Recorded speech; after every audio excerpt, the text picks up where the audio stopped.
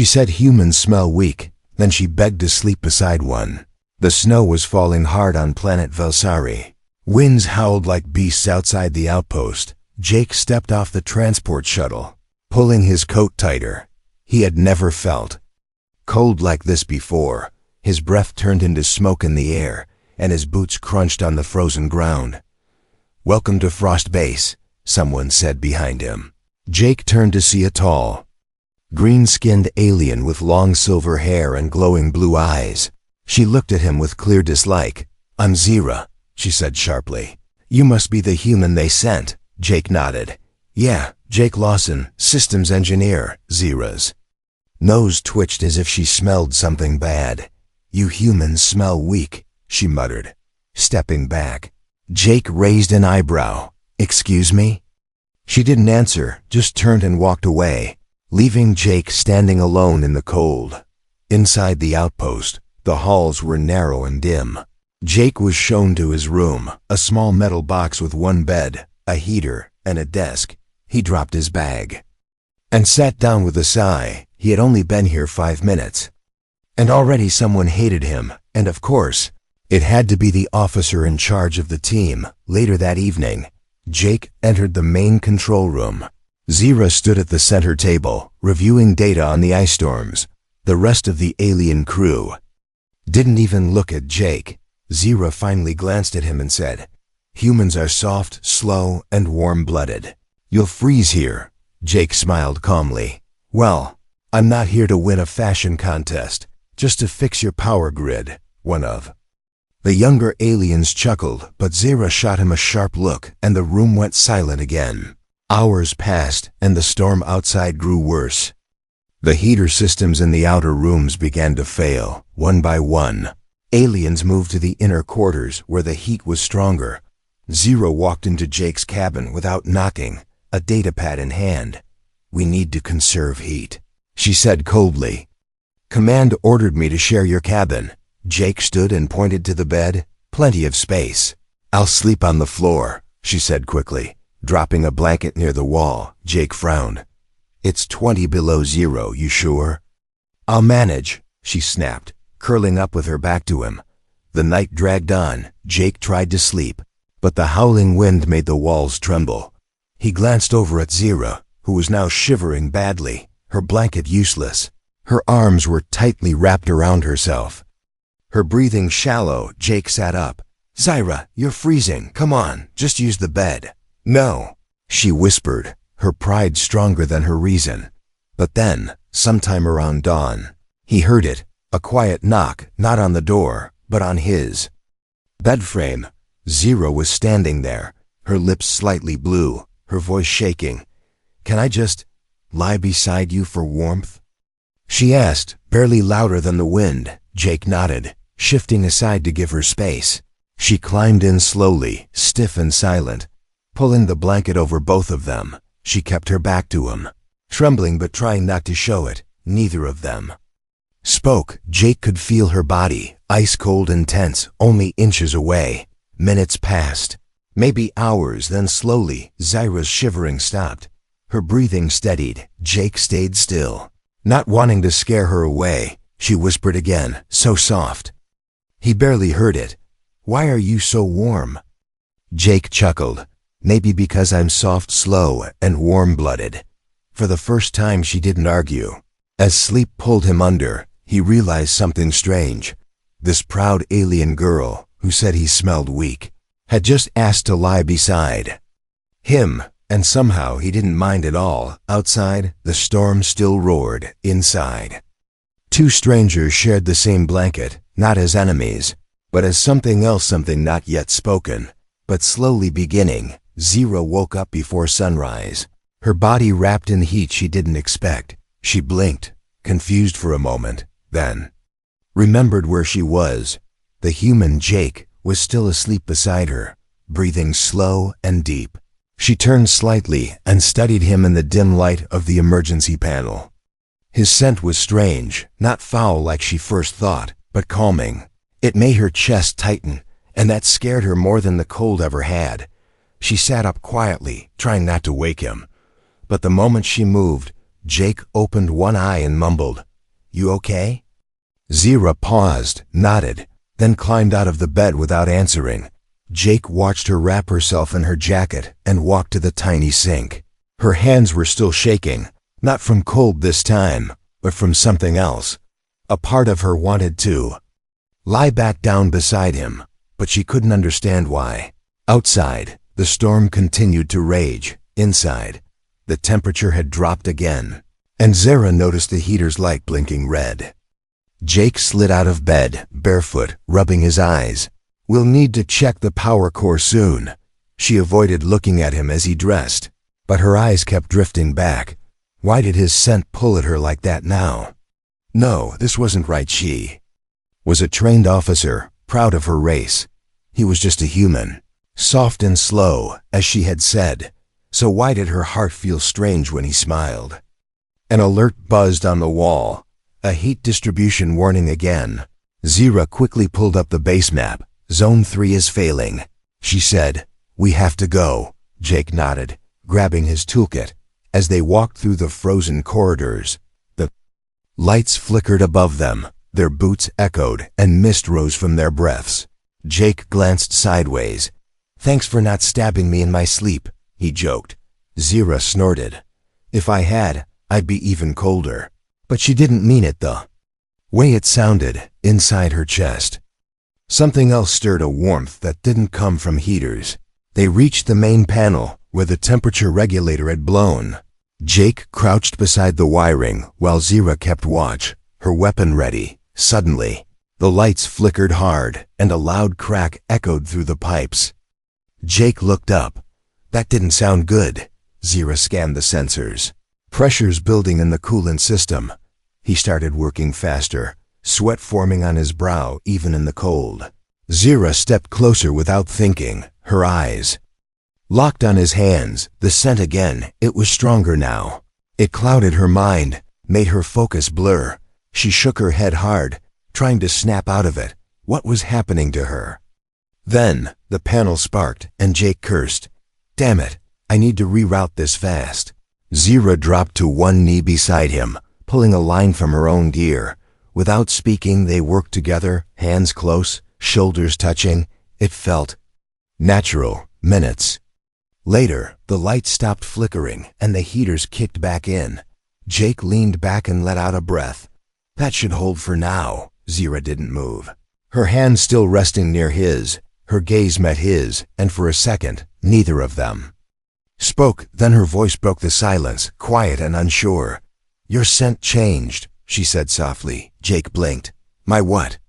She stood quickly, turning away. Nothing. Back in the cabin, Zira stared at the small mirror above the sink. Her reflection didn't look like the same warrior who had insulted him. She looked tired, shaken, and curious. Jake walked in a moment later, carrying 2 hot packs. "Here," he said, handing her one. She took it slowly, their fingers brushing. Something inside her flinched, but didn't pull away. The warmth from his skin lingered far longer than it should have. That night, Zira didn't sleep on the floor. She didn't ask either, just laid down on the bed again, this time facing him. Neither of them said anything as they drifted off, but in the space between them, something new had started. Something Zira couldn't explain, and Jake didn't dare to question yet. The storm outside had grown stronger, but inside, the cold wasn't the thing keeping them awake anymore. Zira woke up with her heart racing, her skin hot despite the cold air in the cabin. The human was still asleep beside her, chest rising and falling slowly. She sat up, staring at her hands like they were no longer hers. Her palms tingled. Her breath came faster, and worst of all, Jake's scent filled her lungs again. It didn't smell weak anymore. It smelled right. That realization hit her like a blow to the chest. She stood quickly, too quickly, stumbling into the wall. Jake stirred, his voice rough from sleep. "Zira, what's wrong?" "Nothing," she said, too fast, backing away. "I need air." She didn't wait for a response, just grabbed her jacket and rushed out into the corridor. But even the icy wind outside the outpost couldn't cool her racing mind. She pressed her forehead against the frosted glass window. watching the snowstorm whirl like angry ghosts. Her people never told her this. They said humans were primitive, simple, not worth more than political tools or test subjects. But they never warned her that one night beside a human could twist something inside her, could wake something old and dangerous, the bond instinct, the forbidden one, the kind that formed through scent, skin, heat, and heartbeat, back in her academy days. She'd laughed at such things. Only weak minds believed in ancient instincts. But now her own body was betraying her pride. And the worst part, he didn't even know it. She returned to the cabin an hour later, only to find Jake gone. A note was left on the bed, scribbled in his messy human handwriting. Went to repair, comes with Raoul and Bren. Back soon. Save me. A blanket. Zira stared at the note, fingers tightening around it. Why did his absence feel like something was missing in her chest? She paced the room for 10 minutes before finally grabbing her gear and heading out. Her boots stomped over icy metal floors as she reached the Combs Tower. Inside, she found Jake kneeling near a console. Wires hanging everywhere. Raoul and Bren stood nearby. Silent and watching, Zira didn't speak, just walked up beside Jake, who glanced at her with a tired grin. "Didn't think you'd come find me," he said. "I didn't," she lied. Kneeling beside him anyway, as they worked, her shoulder brushed his several times. Each time, it sent a jolt through her spine. Jake didn't seem to notice, or maybe he was pretending not to. Bren whispered something in Raoul's ear, and both aliens walked out without a word, leaving Zira alone with the human. "You're acting strange today," Jake said, adjusting a panel. "You smell different," Zira replied before she could stop herself. Jake blinked, looking confused. "I took a shower?" "No," she said, voice low. "It's more than that." She turned away quickly, cheeks burning. What was she doing? Why was she saying these things? Jake leaned back against the wall, sighing. "You've hated me since I got here," he said quietly. "Now suddenly, we're sharing blankets and you're chasing me through snowstorms." Zira didn't answer. Because she didn't have the words, everything inside her felt like fire and fog, pulling her closer to something she wasn't supposed to want. Finally, she looked him in the eyes and said, "My people didn't tell me what would happen."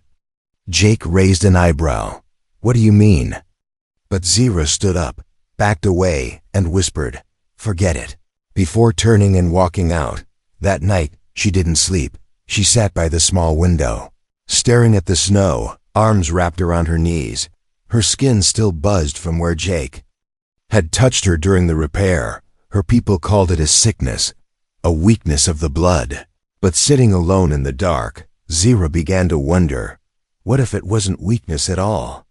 What if everything she had been taught was wrong? And what if the human, this one human, wasn't just rewriting her instincts, but breaking every rule she thought she believed in? The night passed slowly, and Zira didn't return to the floor. She stayed by the window, waiting for footsteps, waiting for scent, waiting for him. The alarm blared through the outpost, slicing through silence like a blade. Red lights flashed along the icy walls as the floor rumbled beneath Zira's feet. She jumped to her feet, grabbing her weapon, and rushed into the hallway. Doors were locking down. Air pressure readings were blinking red. Then came the voice over the "come flat and cold." Thermal core failure. Zones 3 through 6 offline. Risk of freezing exposure. Jake's voice broke through seconds later, static-filled but clear. "I'm in Zone 5. Systems are shot. I need backup or I'm toast."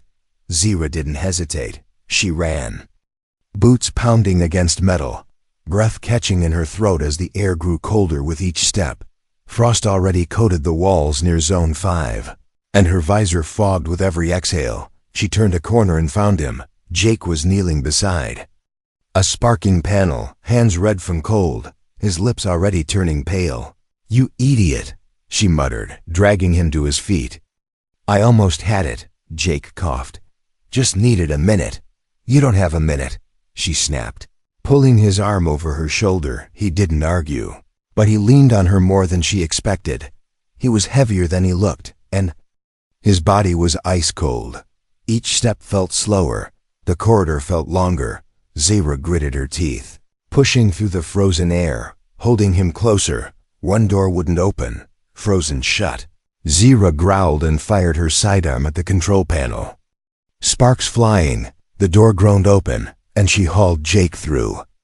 Both of them stumbling into the warmth of the emergency room. She laid him down near the backup heater, fingers trembling as she yanked off his outer jacket. His hands were shaking badly, face pale. She reached into the storage locker and pulled out thermal wraps, but Jake was barely responsive now. "Hey," she said sharply, tapping his cheek. "Don't fall asleep."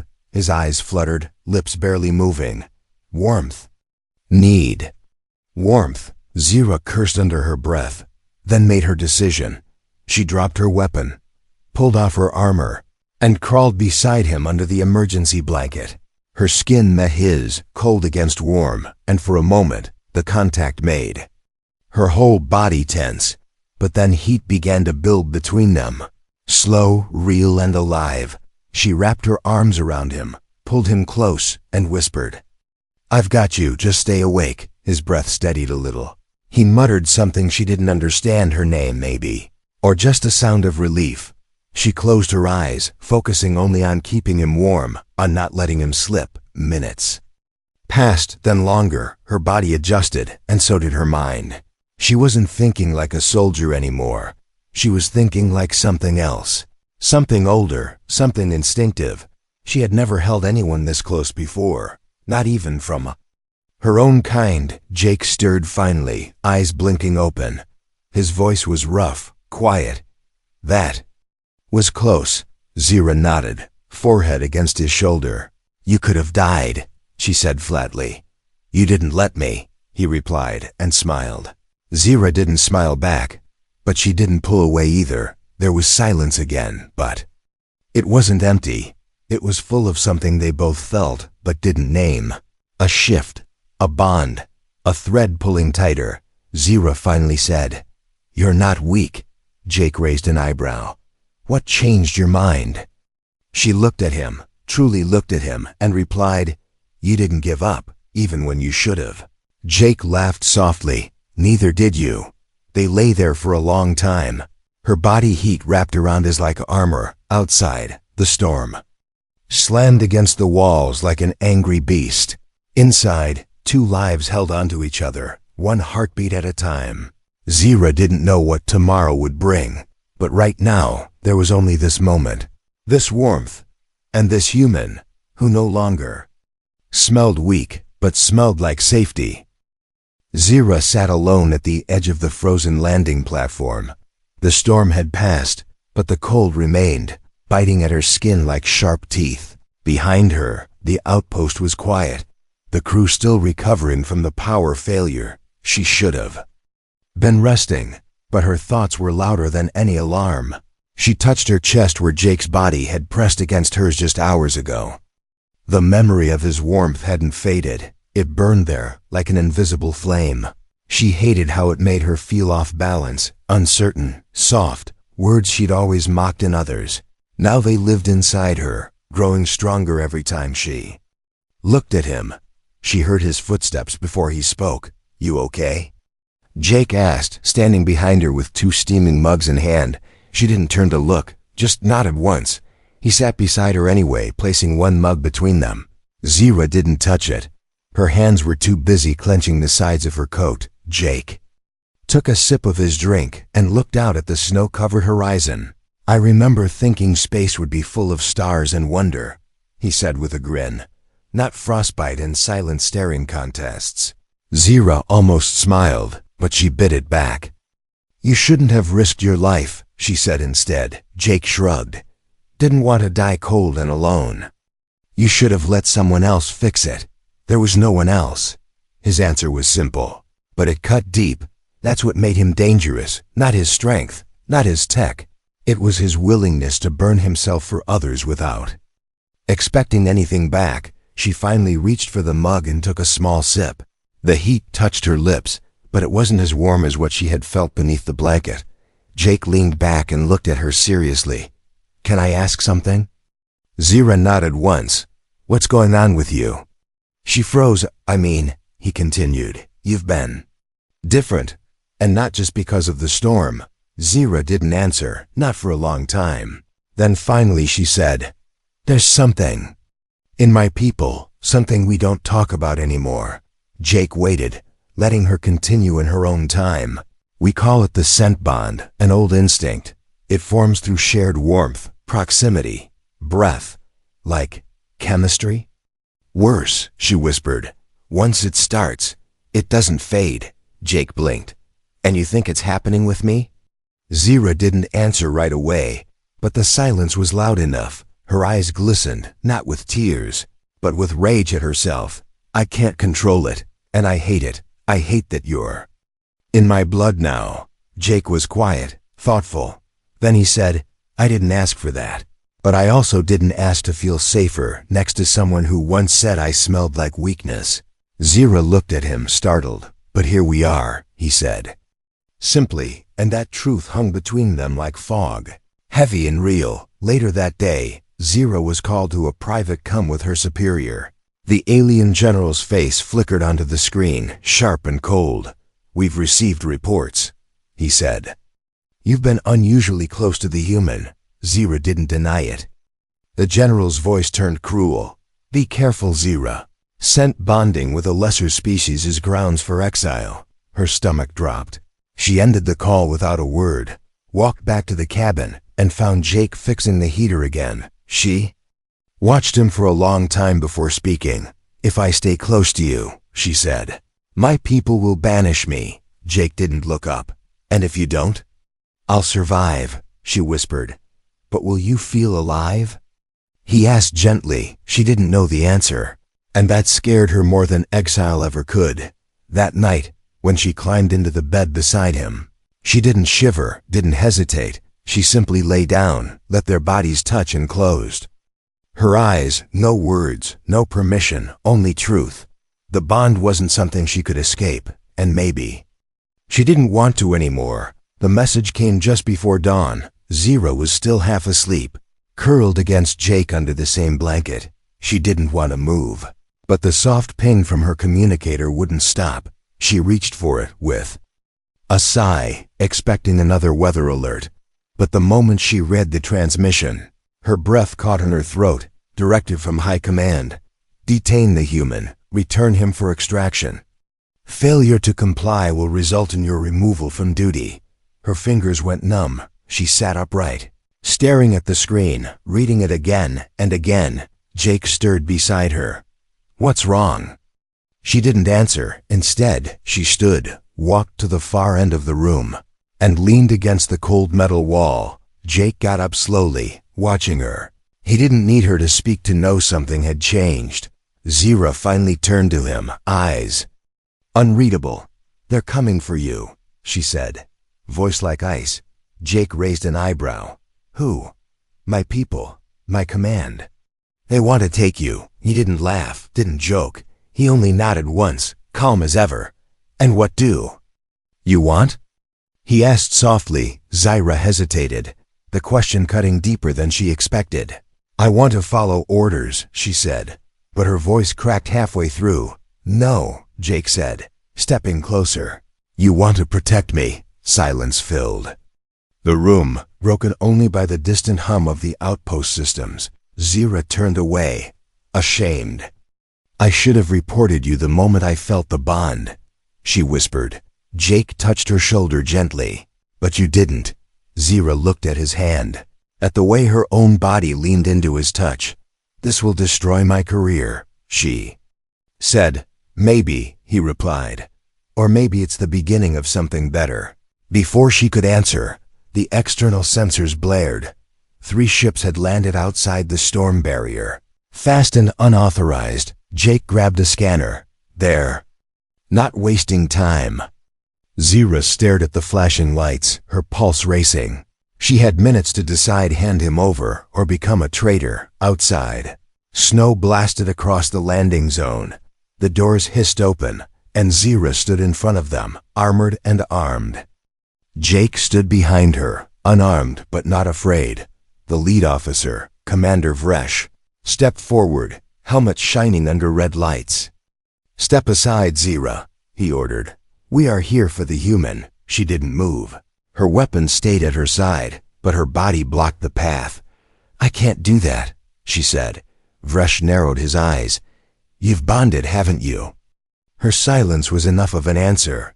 You would throw away your future for this thing. He spat. Zira's grip tightened on her weapon. He's more alive than half the officers I've served with, she said calmly. Jake blinked behind her. Both surprised and moved, Vresh raised his rifle. Then you've made your choice. In a flash, Zira moved, pulling her sidearm and firing once. The blast hit the snow near Vresh's feet, forcing him back. The others raised their weapons, but she shouted, No one fires.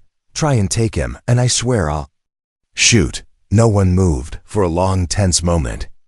It was just wind and breath. Then, slowly, Vresh lowered his weapon. You'll regret this, he said, turning away. I already do, she whispered, but not for the reason you think. The ships left, engines roaring, vanishing into the storm. Zira stood still, breathing hard, adrenaline fading. Jake walked up beside her. So, what now? She looked at him, eyes tired but clear. Now I'm not an officer anymore. He reached out, took her hand in his. Then be something else, he said. She squeezed his hand back, her fingers trembling. Maybe she had lost everything she knew, but in this human's eyes, she saw something new. Not weakness, not danger, but home. The outpost was silent now. The storm had passed, the lights were stable, and no alarms echoed through the halls.